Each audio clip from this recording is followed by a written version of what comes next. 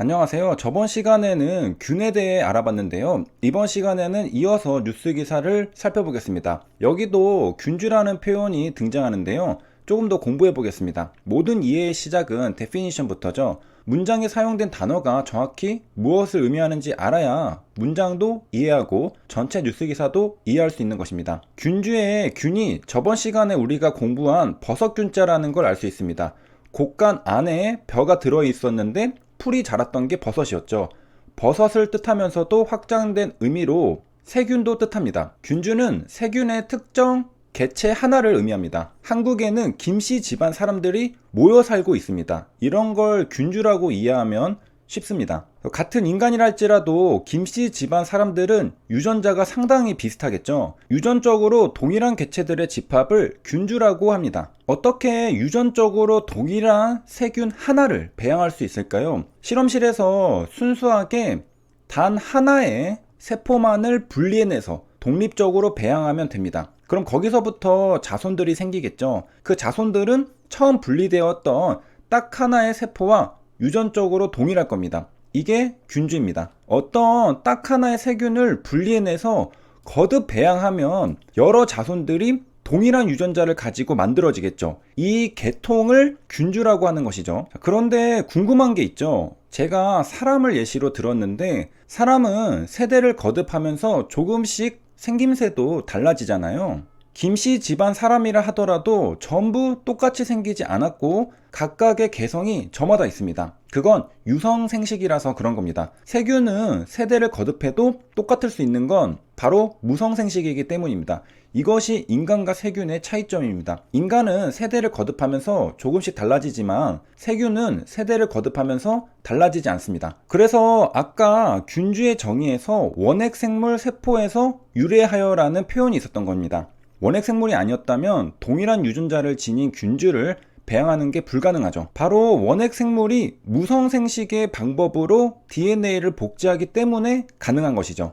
무성생식이라는 건 한자를 뜯어보면 이해가 바로 됩니다. 무성은 말 그대로 성이 없다는 뜻입니다. 남자와 여자로 구별되지 않는다는 것이죠. 인간은 남자와 여자가 구별되어 있고 이 남자와 여자가 만나서 새로운 아기가 생겨납니다. 나의 유전자는 아빠의 것과 엄마의 것이 반반씩 있습니다. 그러나 무성생식은 성이 없기 때문에 그냥 나의 부모는 하나입니다. 그럼 어떻게 자손을 늘려가느냐? 그냥 나 자신을 그대로 복제하는 겁니다.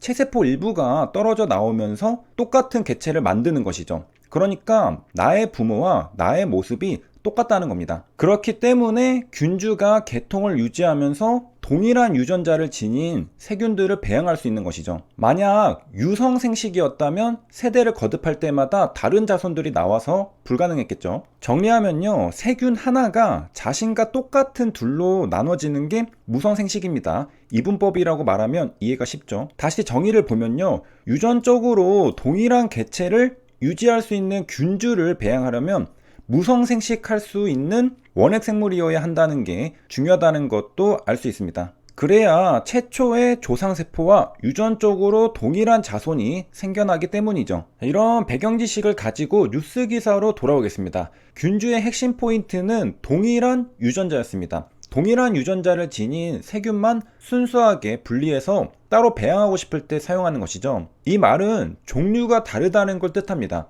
코로나 바이러스에 대입해서 생각하면 어떨까요? 바로 변이에 대한 이야기입니다. 여기 보면 인도 균주와 우한 균주라고 말하고 있습니다. 구별하는 겁니다. 인도와 우한은 유전자가 조금 다릅니다.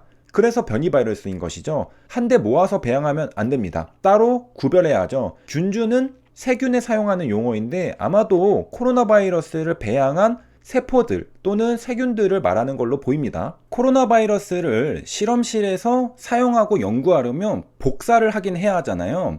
어디에서 공수해 올 수 있는 게 아니니까 말이죠. 그래서 배양할 텐데 그 배양한 것들을 구별하기 위한 용어로 인도균주, 우한균주라는 표현을 사용한 걸로 보입니다. 나노제는 인도균주와 우한균주에 대한 중앙체 자료를 받았다고 합니다. 방금 받았다는 표현을 통해 현재 나노코박스는 발빠르게 진행되고 있다는 걸 알려주고 있습니다. 이렇게 해서 이번 시간에는 균주에 대해 알아봤습니다. 나노제는 인도균주와 우한균주를 구별하여 중화항체를 평가하고 있고요. 이를 통해 나노코박스는 각 변이 바이러스마다 데이터를 도출하고 있는 것을 알 수 있습니다. 다방면에서 분석이 되고 있고 여러 변이 바이러스에도 효능이 입증된다면 나노코박스의 굉장한 경쟁력이 될 수 있을 겁니다. 이제 균주에 대해 좀 더 공부하고 마무리하겠습니다. 이제 우리는 균주가 무엇인지 알죠?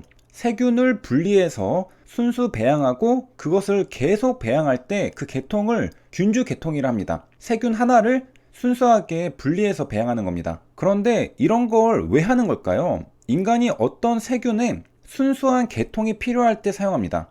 우리가 저번에 세균을 말하면서 땡땡균이라고 하면 유명한 게 유산균이 있다고 했죠. 바로 프로바이오틱스 유산균을 만들 때 균주가 필요합니다. 여기 보면 프로바이오틱스의 대표적인 균으로 비피도박테리움과 락토바실루스가 나옵니다. 이게 균주는 아니고요. 균주는 여기에서 더 세분화되는 겁니다. 균주는 영어로 스트레인이라고 합니다. 여기 비피도박테리움 스트레인이라고 적혀 있죠. 여기 BGN4, E218, E15 이런 게 균주 스트레인입니다. 그러니까 예를 들면 여기 비피도박테리움과 락토바실루스는 한국인이냐 베트남인이냐 이런 걸 구분하는 것이고요. 균주 스트레인은 한국인 중에 김씨 집안이냐, 이씨 집안이냐, 폴씨 집안이냐 구분하는 겁니다.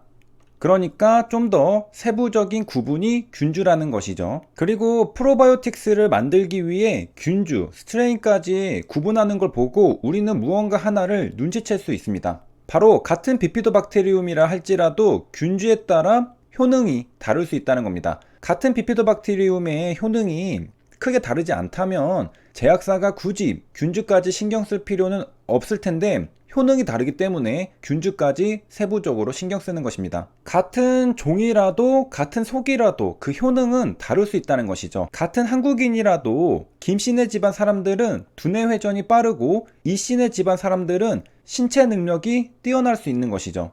그래서 프로바이오틱스의 효능은 균주 특이적 스트레인 스페시픽이라고 말합니다. 그러니까 우리가 프로바이오틱스를 선택할 때 어떤 균주인지도 살펴보고 골라야 한다는 걸 뜻합니다. 그냥 비피도박테리움을 고르는 게 아니라 세부적으로 나한테 어떤 균주가 맞는지 살펴보면 좋다는 것입니다. 지나가는 이야기로 모유를 섭취하는 아기가 분유를 섭취하는 아기에 비하여 비피도박테리움 균수가 현저히 많다고 하네요. 그러니까 아기를 키우시는 분들은 되도록 모유를 주면 비피도박테리움의 균수가 많아질 가능성이 있습니다. 참고로 비피도박테리움은 대장에서 증식하고 락토바실루스는 소장에서 증식한다고 하네요. 그러니까 유산균을 섭취한다면 소장과 대장을 모두 신경 써주면 좋을 겁니다. 그럴 경우 이 두 가지를 포함하면 둘 다 해결할 수 있죠. 물론 다른 유산균들도 있을 겁니다. 그리고 프로바이오틱스의 섭취가 아토피 피부염의 발병을 억제한다는 연구 보고도 많다고 합니다. 장이 건강해야 피부도 건강한가 봅니다.